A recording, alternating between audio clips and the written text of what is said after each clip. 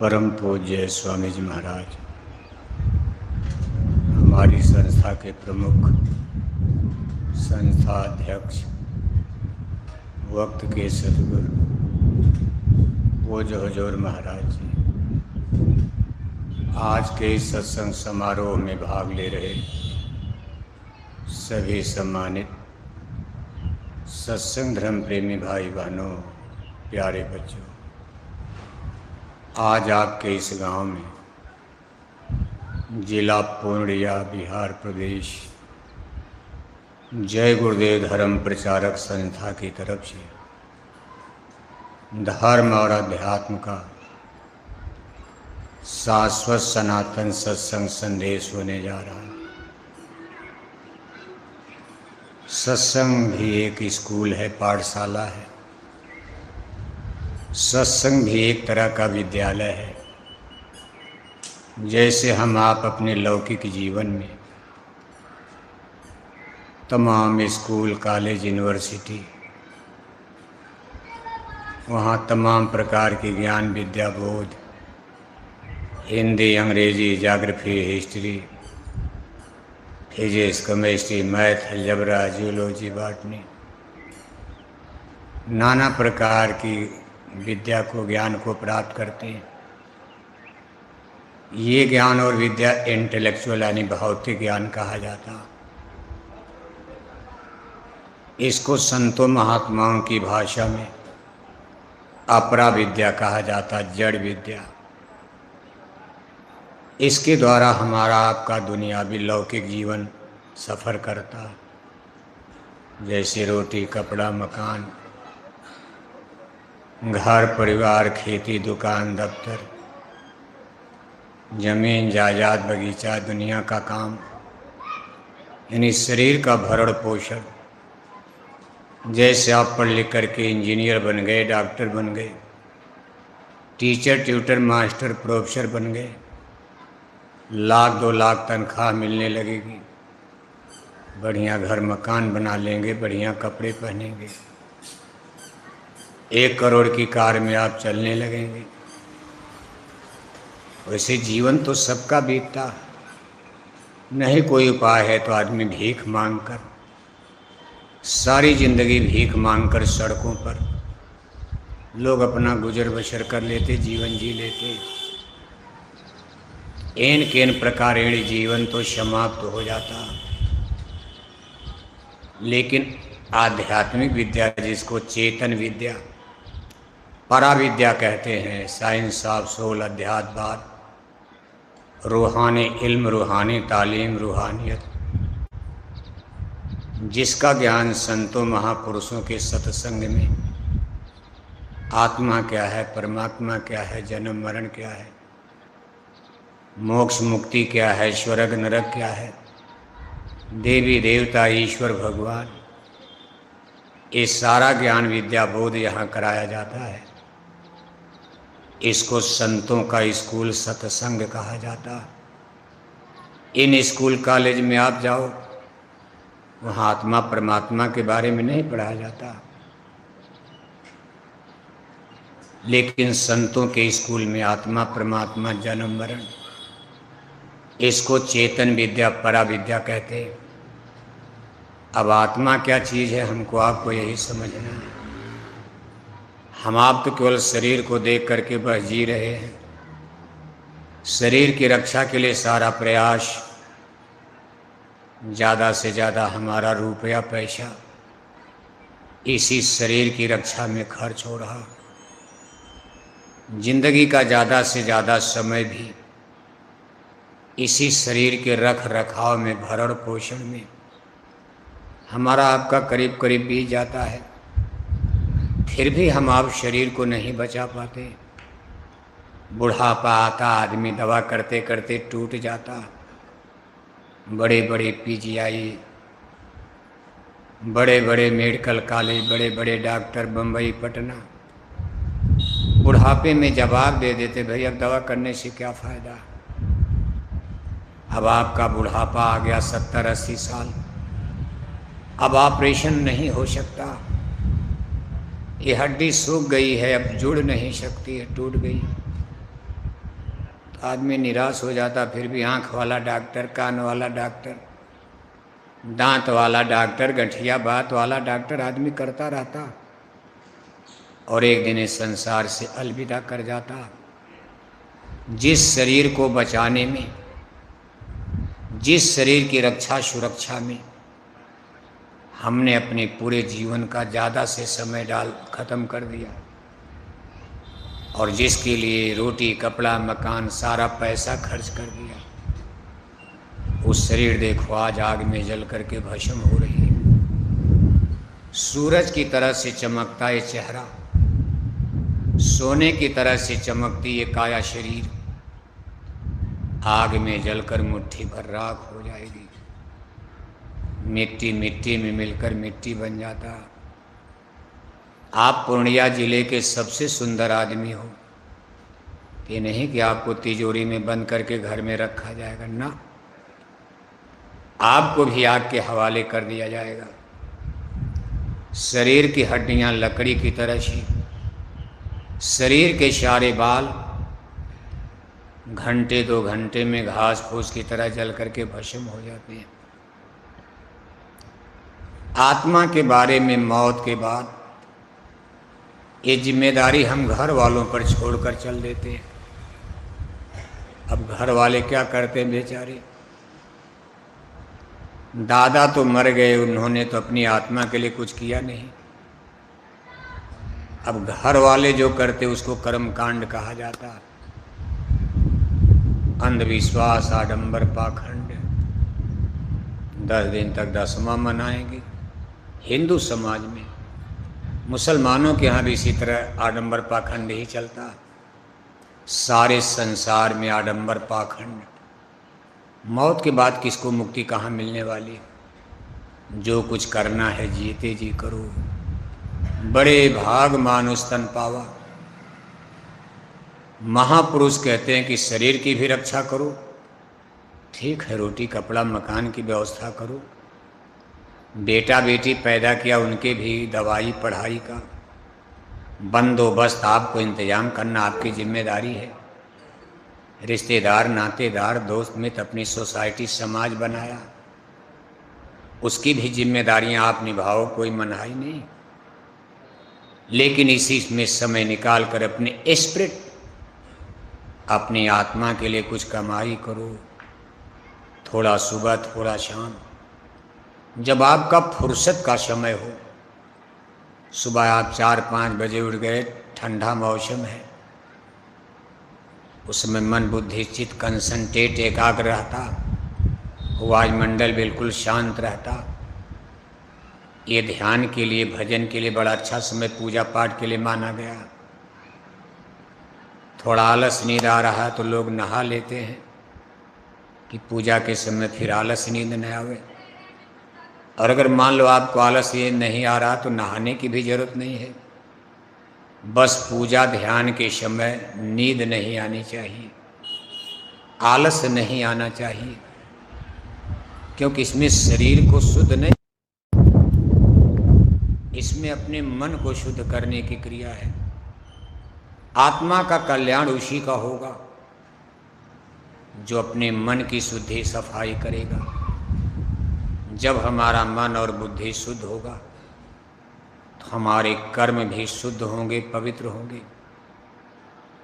अब हम आप कर्म तो खराब करते हैं और धर्म करते रहते हैं, ऐसे धर्म खड़ा हो गया।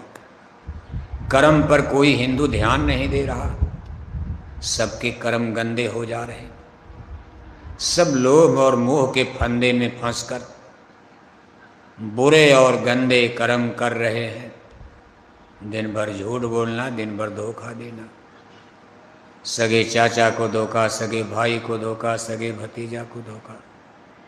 थोड़ी बहुत पूजा पाठ आप ऐसे कर लेते हो, मंदिर देवालय शिवालय गांव में बना, जाकर वहाँ थोड़ा घंटा बजा लिए, गंगा जमुना नहा लिए, राय भर अखंड रामायण पढ़ लिए, गंगा गोदावरी महाकुंभ नहा लिए, जय श्री राम नारा भी लगा लिए। और 1-1 किलो मछली भी खाने लगे, 10-10 बोतल शराब पीने लगे, 1-1 किलो अंडा खाने लगे। धर्म का रूप ही गडमड हो गया। ये धर्म है ही नहीं जहाँ हिंसा हत्या हो। वो भी ऐसी हिंसा, हिंसा भी कई तरह की होती। आप जंगल में हो, शेर आपको दौड़ा रहा, आपके हाथ में बंदूक, आप शेर को गोली मार सकते हो, नहीं तो शेर आपकी जान ले लेगा। ये हिंसा अलग है। आपके सामने कोई सर्प किसी बच्चे को दौड़ा रहा काटने के लिए, आपके हाथ में लाठी, आपने सर्प को मार डाला, बच्चे की जान बचा लिया, सर्प को मार डाला, वो हिंसा अलग है। आप सब्जी की खेती करते हो, आपकी सब्जी पर तमाम कीड़े लग गए, आपने कीटनाशक दवाई छिड़क दिया, शाम तक हजारों लाखों कीड़े मर गए, वो भी हिंसा अलग है। क्योंकि अगर सब्जी नहीं बचाओगी तो खाओगे कि आदमी ही मरने लगेंगे। कीड़े तो अपना पेट कहीं भर लेंगे, लेकिन आदमी को तो सब्जी चाहिए, दाल चाहिए, अनाज चाहिए। आप खेत में ट्रैक्टर चला रहे हो, तमाम कीड़े मकोड़े मर जाएंगे, तो क्या करोगे? ट्रैक्टर खेती नहीं करोगे आप। कितने कीड़े मकोड़े खेत में ट्रैक्टर चलाते समय मरते होंगे। ये हिंसा अलग है। जय गुरुदेव मिशन जिस हिंसा को मना कर रहा, हमारे स्पिरिचुअल लिटरेचर जितने रामायण, गीता, वेद, भागवत, शास्त्र, पुराण, जितने आध्यात्मिक ग्रंथ हिंदू धर्म में आप पढ़ते हो, सुनते हो, रामायण गीता मुख्य इम्पॉर्टेंस महत्व रामायण और गीता का माना जाता है। इस समय रामायण गीता में आप पढ़ोगे, सभी ग्रंथ चिल्ला चिल्ला कर कह रहे हैं कि अपने जबान के स्वाद के लिए जब आप पशु पक्षी की हिंसा करते हो, ये ईश्वरी संज्ञान में लिया जाता, परमेश्वर की अदालत में इसको नोटिस में लिया जाता। इसमें भगवान आपको माफ नहीं कर सकते, क्योंकि परमेश्वर कहते हैं, भगवान यानी ईश्वर कहते हैं कि हे मनुष्य, मैंने तुम्हारे खाने के लिए, जीने के लिए किस्म किस्म का फल, किस्म किस्म की सब्जी, किस्म किस्म का अनाज, दूध, दही, मक्खन, घी मैंने बनाया है। आप इससे अपना भरण पोषण, अपने बाल बच्चों का गुजर बसर करो। लेकिन हमारी रूहों का कत्ल, इन जीवों का कत्ल, इनकी हिंसा हत्या आप करोगे पेट भरने के लिए, अपने जबान के स्वाद के लिए, तो मैं आपको नरकों में सख्त सजा दूंगा। ये कॉन्स्टिट्यूशन ऑफ गॉड, ये ईश्वरी कानून और विधान बन चुका। आप भगवान का कानून रोक पाओगे? आप दिल्ली और पटना का कानून नहीं रोक पाओगे। आपने गांव में किसी को गोली मार दिया, पुलिस आपको पकड़कर डंडे मारते ले जाएगी, कोई बचाएगा? फांसी पर चढ़ा दिया जाएगा, जेल में सड़ोगे आप। दिल्ली पटना का कानून जबकि आदमी का बनाया कानून है, यहाँ आप नहीं बच पाते हो। ईश्वर के कानून में आपका क्या दखल है? ये ईश्वर का कानून बन चुका है। तिल भर मच्छी खाए के कोटि गऊ दे दान, काशी करवट ले मुए तऊ न नरक निदान। ऐसा मूलक पवित्र मानव जन्म पाकर अगर कोई पशु पक्षियों की सड़ी गली मुर्दा मांस का भक्षण करता है, मांस खाता है, शराब पीता है, मौत के बाद उसकी आत्मा को बिना सोचे नरकों में डाला जाता है। अब नरक तो आप सुनते हो, नरकों की पीड़ा क्या है। जैसे यहाँ सरकार की जेल है, फांसी का कुआं, उससे भी खतरनाक नरक की पीड़ा है। जो जीव नरकों में पड़ गए, जिन आत्माओं को नरकों में डाल दिया गया, कितने युग और कल्प बीत जाते हैं, निकल नहीं पाते, सड़ते हैं, गलते हैं, जलते हैं, भुनते हैं, मरते हैं, कटते हैं। नरकन में अति त्रास दिलावें, फिर 84 ले पहुँचावें। नरकों की पीड़ा समाप्त होने के बाद उनको फिर मृत्यु लोक में 84 के कुएं में गिराया जाता। 84 आप रामायण पढ़ते हो, लिखा 4 खान लक्ष्य 84, योनि भ्रमत ये जीव अविनाशी। शरीर मर गया, आत्मा तो अमर है। ये जीव नरकों की व्याधा पीड़ा भोगने के बाद जब इसको मृत्यु लोक में लाएंगे तो मानव जन्म नहीं, गाय बनाकर, बैल बनाकर, कुत्ता बिल्ला बनाकर, कीड़ा मकोड़ा, पशु पक्षी, कहीं भी जन्म हो सकता। आज तो आपको मानव जन्म मिला, लेकिन आप बुरे पाप कर्म करते ही मर गए। पवित्र कर्म, पुण्य कर्म किया नहीं। मान लो भजन न भी करते, कोई गुरु आपको न मिला हो, नाम कमाई, शब्द कमाई न भी किया हो, तो कम से कम पुण्य कर्म तो कर लेते आप। पुण्य कर्म का मतलब भूखे को रोटी खिला देना, दरवाजे पर कोई प्यासा गरीब आ गया पानी पिला देना, किसी बीमार की सेवा कर देना, बूढ़े माँ बाप की सेवा कर देना, बूढ़े बुजुर्गों का सम्मान कर देना, थोड़ा गरीब गुरुओं के बहन बेटियों की शादी ब्याह में कुछ दान पुण्य कर देना, किसी बीमार को पैसा नहीं दवाई में कुछ दे दिया, इसको पुण्य कर्म कहा जाता। इसमें सबसे बड़ा पुण्य कर्म है भूखे को रोटी खिलाना। अगर कोई आपके दरवाजे आ गया और भूखा है तो आपके पास तो घर में आटा है, अपनी रोटी खिला दो। उसके पास कुछ नहीं है, आप फिर से रोटी बना के खा लेना।